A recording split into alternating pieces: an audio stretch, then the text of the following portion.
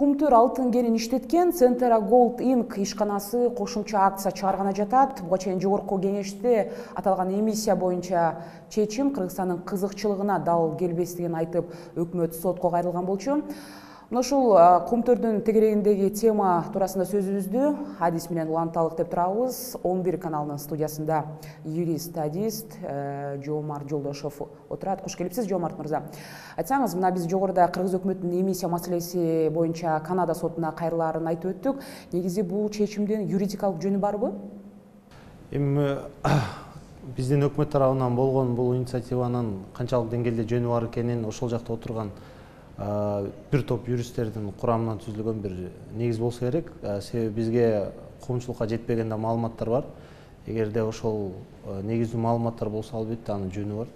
Кайрылса. Биздин билишибизче, КМШ аймагындагы инвестор менен кандай гана финансылык талаштар болбосун, аны Москвадагы соода өнөр жай палатасынын алдында арбитраждык сот карап келген да. Эми өкмөт Centera менен соттук териштирүүнү сырттан юридикалык компания жалдап караганы жатат. Кандай деп ойлойсуз? Же жакшысы сырттан эле адис жалдаган туура болобу? Чынына келгенде сырттан, мен өз жеке пикиримди айтсам, сырттан деле бирөөнү жалдоонун деле анчалык кажети жок. Бул тажрыйбага тиешелүү нерсе болгон үчүн ошол жака кайрылып жатышат. Болуш керек да. Ал эми мен билишимче азыр биз деле иштеп жүрөбүз. Бул чөйрөдө Кыргызстанда деле эл аралык деңгээлде сотторго барып иштей алчу биздин жакшы эр-азаматтарыбыз бар, кыргыз юристтери деле бар. Бул жактан деле кайрылса болмок. Ал эмне себептен эл аралык юридикалык компаниялар. Алар деле кайрылып келип кыргызстандык компанияларга кайрылганга туура келет да.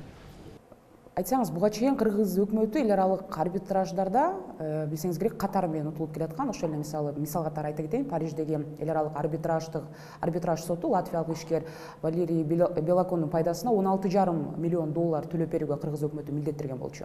Ушундай мисалдар алып карасак, Кыргыз өкмөтүнүн сотко берген компаниялардын саны 10го чукулдайт экен да. Анан алардын койгон доосунун жалпы суммасы болсо $1 миллиард тегерегинде деп буга чейин эсептеп айтып чыгышкан. Эми бул иретте Кыргызстандын жогоруда биз айткан талаш боюнча соттук утуудан утуп чыгуу шансы канчалык?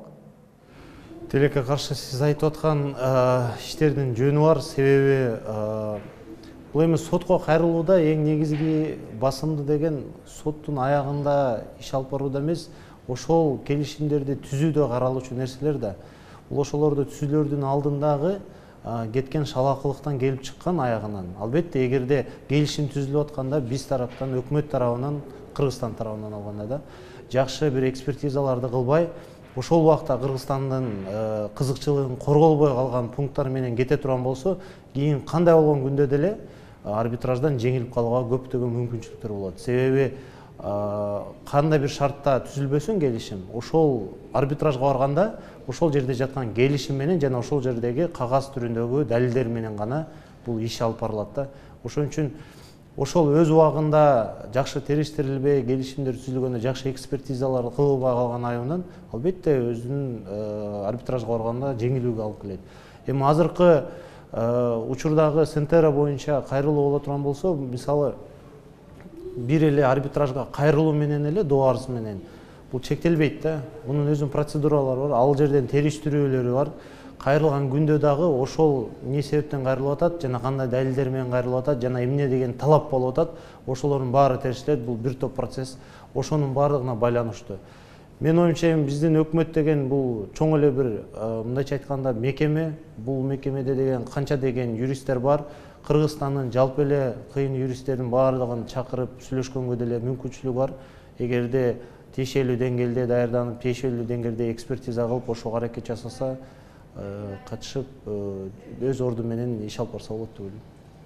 Негизи чет элдик доочулар дагы мына ушул укуктук жол аркылуу бизден акча өндүрө берсе, же болбосо Кыргызстандан акча өндүрө берсе, мамлекеттин багы казынасына оорчулук келбейби деген суроо жаралат да. Буга кандай жооп бересиз?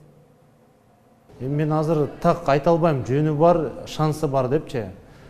Себеби андай бааны кол алдында документтердин баардыгы турган күндө да берүү бир аз кыйыныраак да. Юрист катары биз гарантия да бере албайбыз, себеби анын баары арбитр өзү чече турган нерсе. Бирок ошол эле учурда биз өз мүмкүнчүлүгүбүздү колдонгонго дайыма биздин аракетибиз болуш керек. Бирок азыркы учурда СНТР боюнча менде чынын айтканда маалыматтар деле көп эмес, ал коомчулукка чыкпаган деле маалыматтар, биз эл алдына көрүнбөгөн маалыматтар. Эгерде өкмөт тарабынан саясий эмес, чынында эле укуктук бир негиз менен ошондо кайрылып аткан болсо, балким ошол жердеги юристтердин берген баасы менен бир жөнү бардыр да. Болбосо бул бир эле ошол кайрылуу менен чектелбей турган нерсе. Эгерде дагы эле мурункудай болуп келишим түзүүдө дагы кетирген шалаакылык менен кийинки сиз айтып аткан баягы жеңилген биздин келишимдердин аркасынан арбитраждык жеңилүүлөрдүн келип калган шалаакылыгы менен дагы ошондой эле кайдыгерлик менен иш чара кыла турган болсо, албетте анда жеңилгенге дагы алып келет, дагы эле бизге зыян алып келет. Бул жерден бир компетенттүү адамдардын өзүнүн иш алып баруусу болуш керек да. Рахмат анда сизге. Кумтөрдүн кошумча акциясынын тегерегинде сөзүбүздү юрист Жомарт Жолдошев менен маектештик.